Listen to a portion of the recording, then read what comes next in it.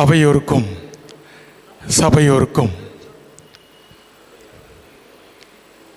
என்னிலிருந்து வெளிப்படும் பிரம்மாவுக்கும் என்ன பேச வேண்டும் என்று நினைத்து வெளிப்படுத்த போகும் விஷ்ணுவுக்கும்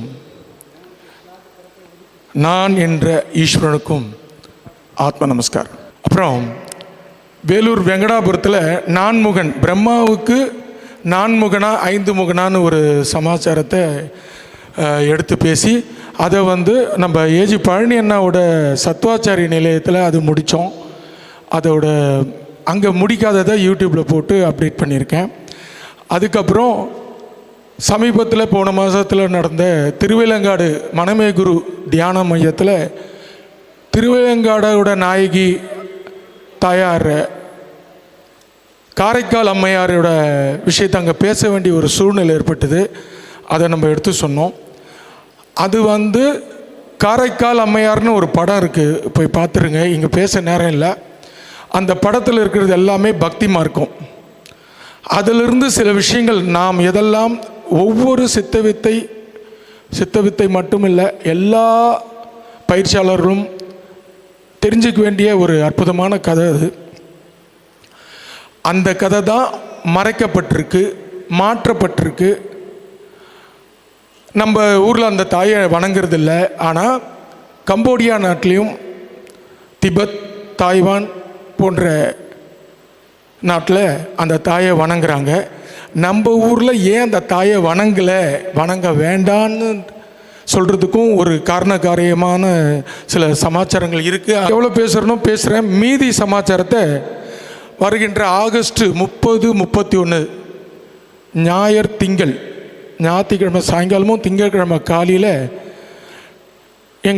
நம்மளோட சித்தர் வழி சித்த வித்தை அபியாச நிலையம் உள்ளகரத்தில் இயங்கிக்கிட்டு இருக்கு.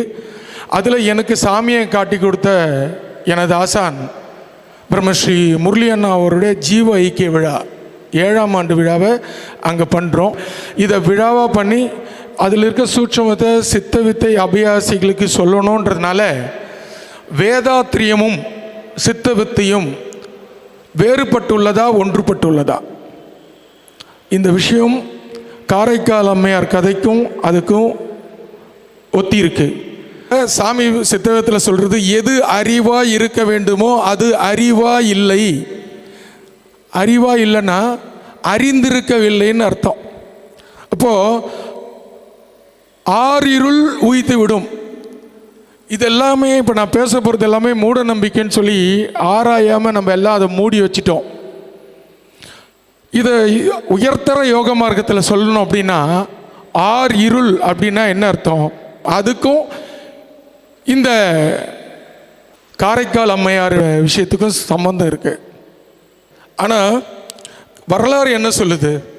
அந்த அம்மா இறுதி காலத்தில் இறைவனை அடையும் போது பேய் உருவம் பூண்டாங்கன்னு சொல்கிறாங்க. அதனால் அந்த பேய் உருவம் அந்த அம்மா ஏன் எடுத்தாங்கன்றது தான் ஞானமாக இருக்கும். அப்போது அந்த விழாவில் யோக மார்க்கத்தில் மேல்நிலை அடைகிறதுக்கு என்ன வழின்னு இந்த கதையை வச்சு அன்றைக்கி பேச போகிறேன். வாய்ப்பு இருக்கிறவங்க அனைவரும் வரணுன்ட்டு அன்போடு கேட்டுக்கொள்கிறேன்.